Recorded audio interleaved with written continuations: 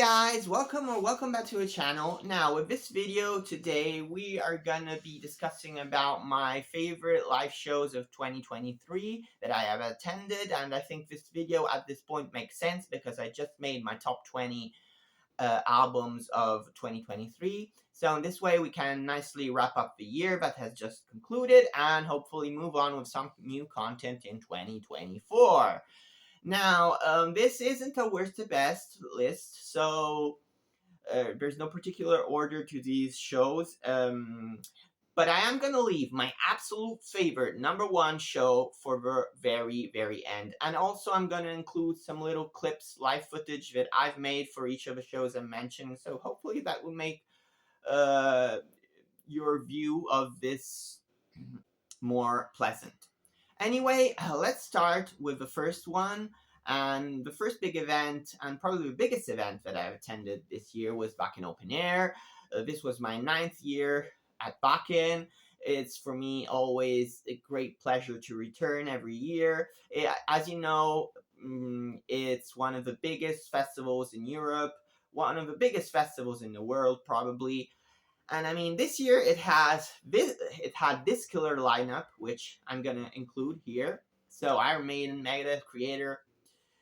Now, the problem with Wacken, and I'm not gonna go into much detail about it because I am gonna make a separate video about Wacken Open Air. But the problem with the festival, as much as I love it, is the weather, because a lot of times it can rain really heavily, and I have to say this year was pretty tough for the organizers because it rained so much in the weeks that preceded Wacken that the ground was just so heavy with rain that at one point the people at Wacken had to just stop the further people from entering the festival. They had to close the festival to new people that were entering. So they said, guys, I'm really sorry, but the ground cannot afford to have more people in it because it's already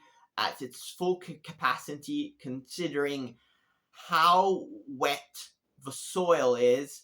It cannot hold any more weight. We're so sorry. This is like the first time that it ever happened in the 30-year history of this festival, but we have to please ask the people who have not yet entered the festival to kindly return home. Now, this was of course incredibly shitty for the people who couldn't get in. Luckily, we managed to get in, and I have to say the festival this year was a little more livable in the sense that there were less people than last year, because out of the 80,000 tickets sold, I would say we were approximately 50,000 people in the concert stage and at Wacken, because the other 30,000 unfortunately had to return home. So yeah, this made, even though it's very sad for those who couldn't enter, but it made the festival more livable, less queues, way better. I think that Wacken should sell 50,000 tickets each year and not go beyond that. But that's another story. Anyway, so the festival had this killer lineup, which I'm gonna include here. I saw so many shows: Iron Maiden, Megadeth, Heaven Shall Burn, Sleep Token, Ginger, Ad Infinitum, Cellar, Darling, so many. Creator.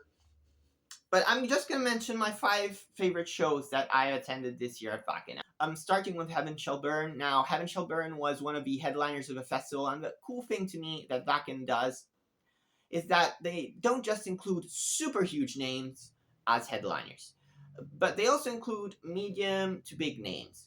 You know, the kind of names that if they would come to my country, like to Italy, to play, they would play roughly in front of, I don't know, 500 people without a very big stage production in a small venue. But in this way, I got the chance to witness Heaven Shall Burn at their maximum potential with a huge stage setup, with a lot of pyros. Um, Everything ramped up to the max, and that was a very unique thing. And it's a really cool thing that Wacken does for the people attending. I know it's probably less expensive than calling Metallica or other super big names, but it's also something very refreshing, to see a smaller band or in such a huge contest, right? And with such a big stage setup. Anyway, Heaven Shall Burn is, I'd say, metalcore slash death metal band from Germany. In Germany, they are huge. They're pretty big. I would say not huge, but pretty big. They're also pretty big in Europe, I would say.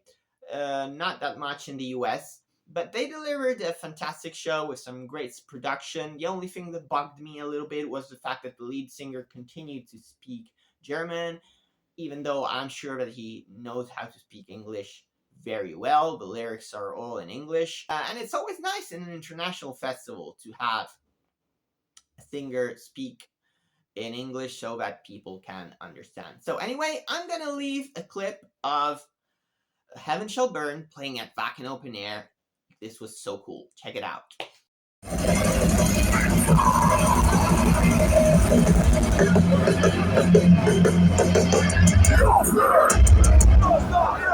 Nothing like this and no one, just no one will break this one night. We are the fighting one. We are the fighting.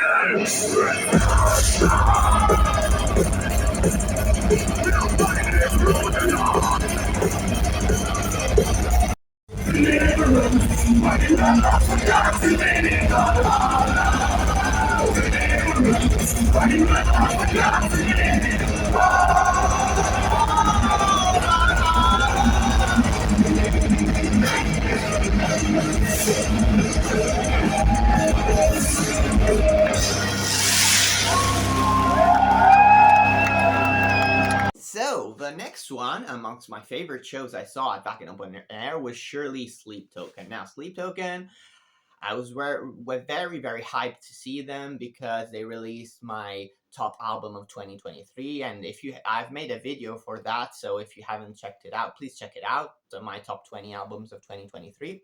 It's my second video on the channel. But anyway, it was a very strange and mystical and almost spiritual experience, right? And very different from the usual Wacken Open Air bands, right? And weirdly enough, even though these guys are such a huge band and they've become such a huge band, they played at midnight in one of the smaller stages. Even though, like 1 month prior to Wacken, I think they sold out Wembley Arena with 10,000 seats sold out in like 10 minutes or something like that. So it was weird seeing them in a smaller stage, but it was a really cool show with them, of course, being very anonymous, not speaking to a crowd, all wearing costumes. And, the atmosphere was almost very ominous, but then the music was very contrasting to that because it had that electro pop flavor to it, of course, combined with all the metalcore elements. And weirdly, I thought they were gonna play a lot more songs from Take Me Back to Eden, but in the end, they played 5 songs from their last album, Take Me Back to Eden, 5 songs from their previous one, My Place Will Become Your Tomb, or This Place Will Become Your Tomb, and 2 songs from the first album. Anyway, I love the experience, and I'd love to see them again, like in a probably bigger contest, in a bigger stage somewhere. So here's the footage for one of their songs. I'm sorry if the audio quality isn't the best, but check it out.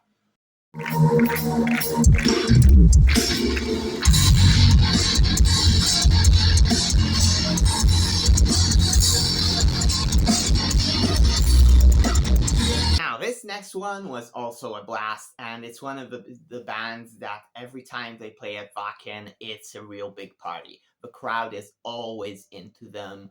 And I'm talking about the pirate metal Scottish lads of Alestorm. And yeah, I mean, every time they play, it's a lot of silliness, but also a lot of fun. A lot of rubber ducks, a lot of pirates, and a lot of this time there was a rapper dressed up as a shark, and the crowd is so into it, and I love Ailstorm. Um, they played all of their hit singles. I mean, Keelhold, Captain Morgan's Revenge, Drink. They did their very famous cover of Hangover. Uh, they did that other song which I can't name, with an anchor. And the crowd was wild. They were all so into it. And yeah, so Ailstorm, every time they come out back in, it's a blast. We are here to drink your beer. We are here to drink your beer. Feel your rum at the point of a gun. Your alcohol, you want so more. We are here to drink your beer.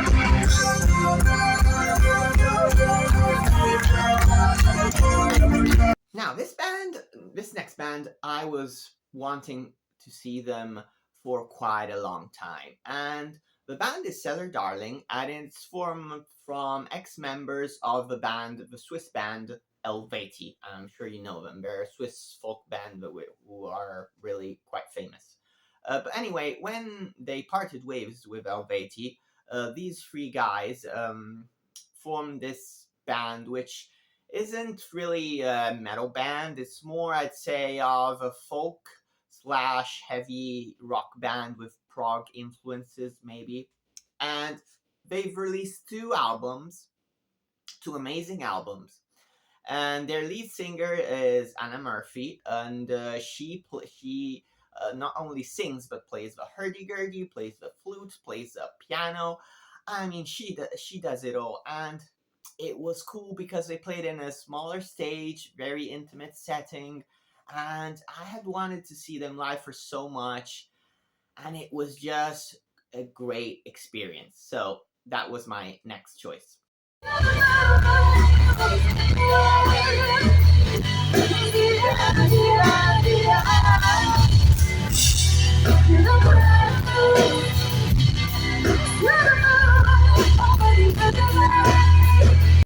Last but not least, at wackenopenair, I'm gonna mention Megadeth.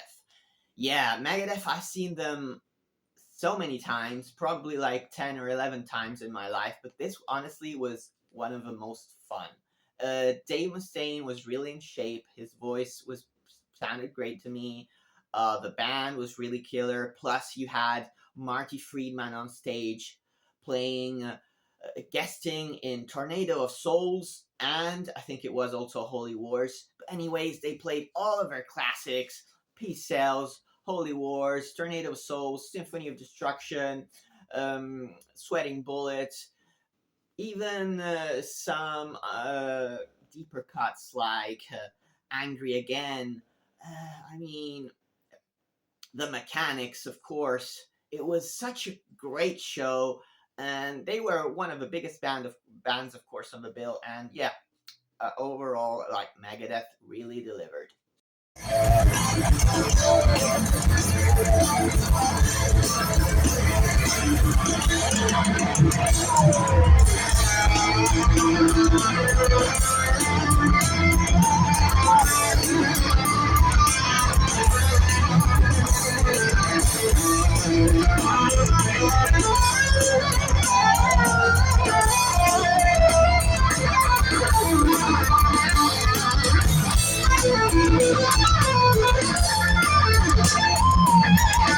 So I mean, Wacken was really a blast. The production crew also played like with some new things. For example, drones during the Maiden and Halloween sets. I also got the opportunity to interview Delane. We did a meet and greet with Amaranth. So yeah, overall, Wacken was amazing. So let's move on to the single shows. And first I want to talk about is Spiritbox. They played in June in a club called Alcatraz in Milan. And they were supported by two bands called Envisions and unprocessed. And yeah, I love Spiritbox. They're one of my favorite modern metal bands. I saw them already in 2022 in Milan, and I saw them again in 2023. Great set list. They updated it a little bit, playing um, some new songs like Rotoscope or The Void, uh, which eventually became part of their latest EP. Courtney always delivers on stage. She is just killer. The only downside to this show is honestly they played we had a really short set, even though they were headliners. But that was the same thing for the show I saw in 2022 in Milan, and they played like an hour or something, like that, or an hour and 5 minutes. And I mean, I don't know if they always do like that. I mean, if it's their thing, but to me, if you're a headliner, an hour and 5 minutes is really short. But I mean, they were amazing.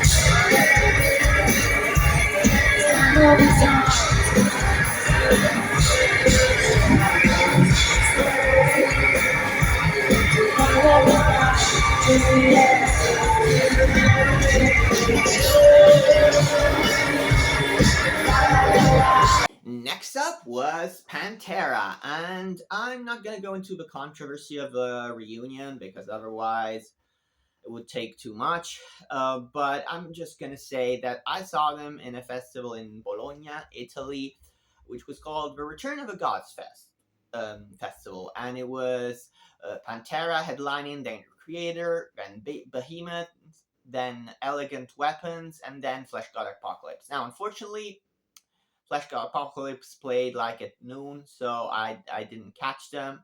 I didn't care about Elegant Weapons, and unfortunately, Behemoth had to cancel their show because they were stuck in Poland in an airport, I think, or something like that. So in the end, I only saw Creator and Pantera, but it was worthwhile because honestly, Pantera really blew my mind. I mean, Zach Wilde is just perfect in that role. Yeah, I know he's not Dimebag Darrell, but he's just a great guitarist and perfect for the sound Pantera has. Charlie Benanti on drums, killer.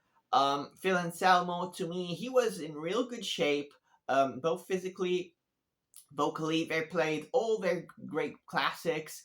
The only downside, I really wanted to hear live Cemetery Gates, and they didn't play that. I don't know why. And also, like, it would have been nice to hear some more songs from the Great Southern Trendkill, like, for example, the title track or Warner. But anyway, it was like a huge show in front of like 20,000 people. Uh, of course, for me, first time seeing Pantera, and yeah, it was just great.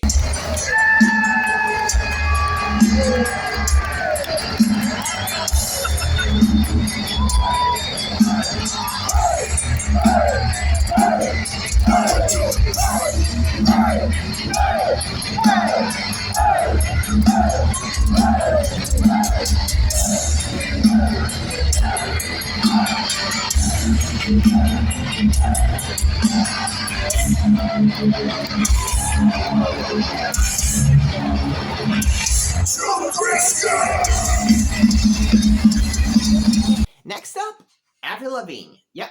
Avril has been one of my favorite artists in my teenage years, especially. I mean, the albums Let Go and Under My Skin were just such a huge influence for me. And when I was a teenager, and to this day, I continue loving her music. And even though I've been listening to her music like probably since 2002, this was actually the first time I managed to see her live. So I mean, she hadn't played in a while. She had also had Lyme disease. Um, so, but anyway, finally I saw her live, and it was in Milano in this sports venue which held around 12,000 people, and it was sold out, and it was such a huge party. I mean, she played all of her classics with balloons and mm, fireworks and other things, and it was really cool. She plays Complicated, I'm With You, Skater Boy, um, My Happy Ending, Nobody's Home, Girlfriend, When You're Gone, all the classics from my teenage years. It was an absolute blast. And I'm going to see her again with Sum 41 next summer, actually, this summer, 2024. So I can't wait. But, that show really brought me back to my teenage years. It was really, really cool.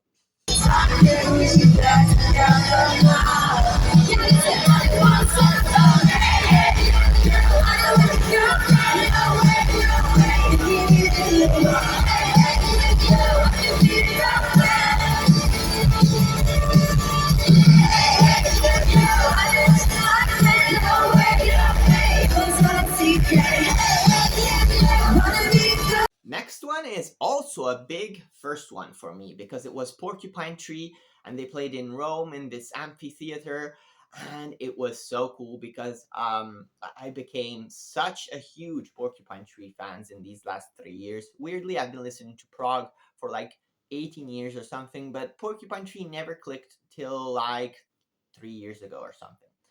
And now they're one of my favorite bands, and it was so cool to see them for the first time after this reunion, and I don't know, but it would probably be my last. I'm not sure if they're planning on touring some more, but yeah, unfortunately, you couldn't really film anything, so I'm just gonna show you a very small clip of them playing Anesthetize. But yeah, the show was very focused on closure continuation. They played 2.5 hours, so despite that, there was still plenty of time to play to pick some songs from their back catalog, and they played a lot of classics like Anesthetize, like Sleep Together, like I Drive the Hearse, like Blackest Eyes, like Trains, The Sound of Music, Collapse Light into the Sun, Last Chance to Evacuate Planet Earth before it is recycled, from that album that I have. I don't know if you can see it behind my shoulders. Yeah, overall, I would have liked them to play less songs from their last album and to feature more songs from the early catalog. But I understand it; they had to promote it. But it's also true that there are many new people who, just like me, have witnessed the band for the very first time. And I mean, this reunion happened after 12 years from the split, so it actually would have made more sense to play maybe one song from each album. But anyway, I'm gonna leave you a very short clip of Anesthetize.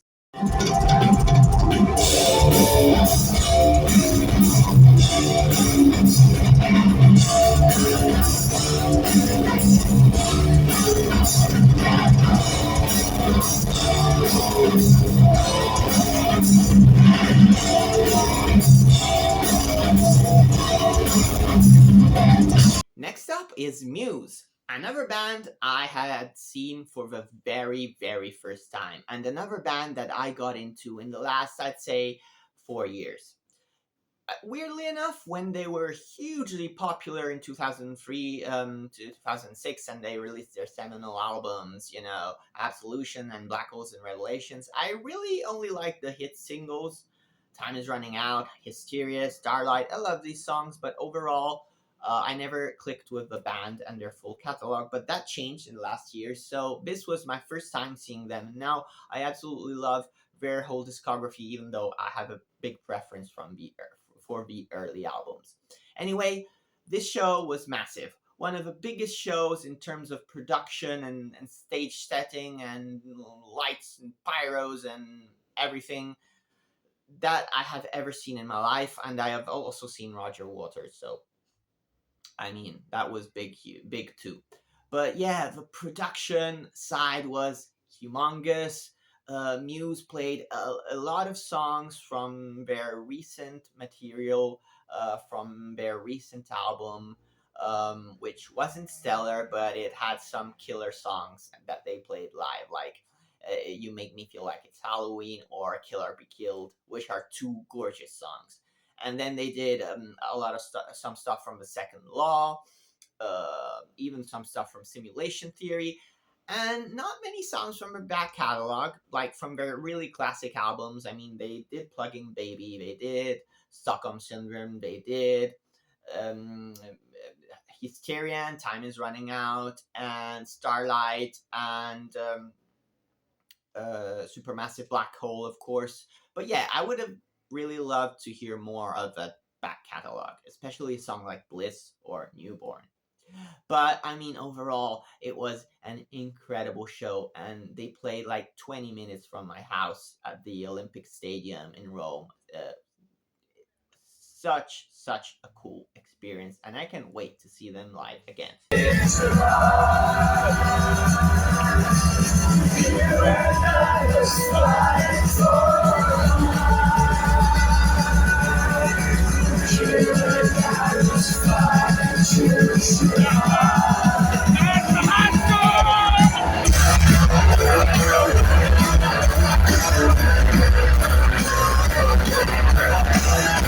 Now, I promised you that I was gonna leave my favorite show till the end of the video, so here it is. And by far my favorite show this year that I saw was Ayreon in Tilburg, the Netherlands, in a venue called Popodium.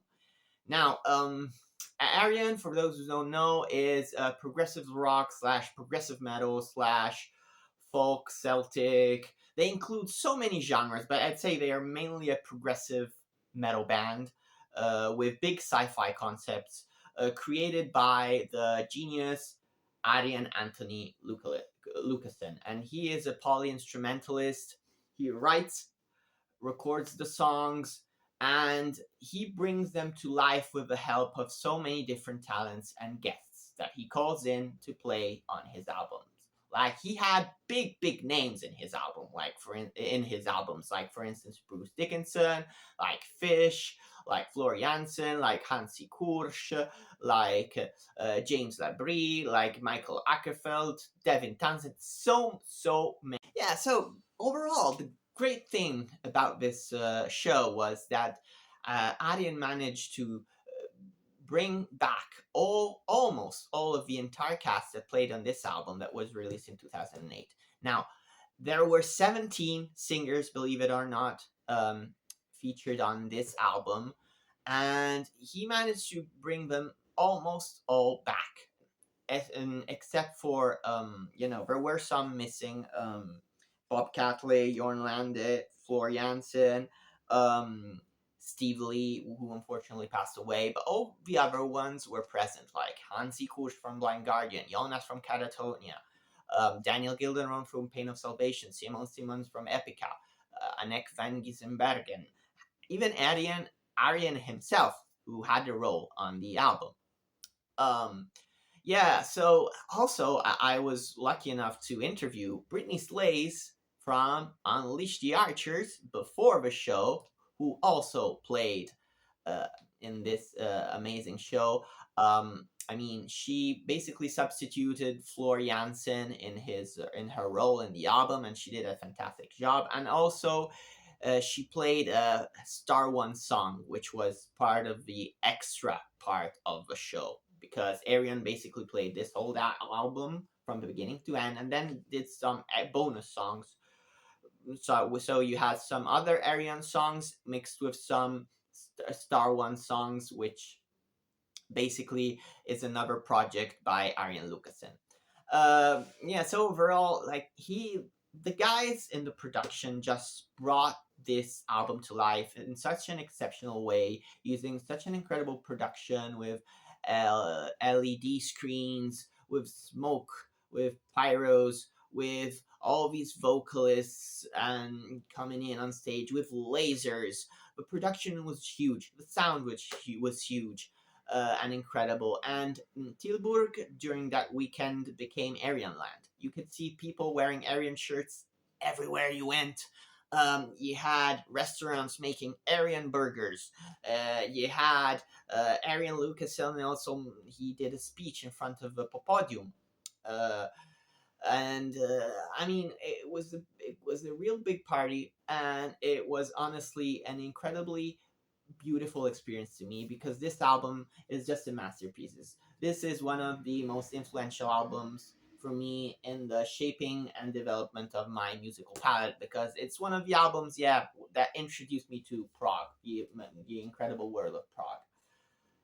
And so it was a very, very special show. And that being said, this concludes this video. I hope you enjoyed it. Please tell me in the comments what were your favorite live show you've attended in 2023 and which shows you're most looking forward to see in 2024. And also be sure to like and subscribe.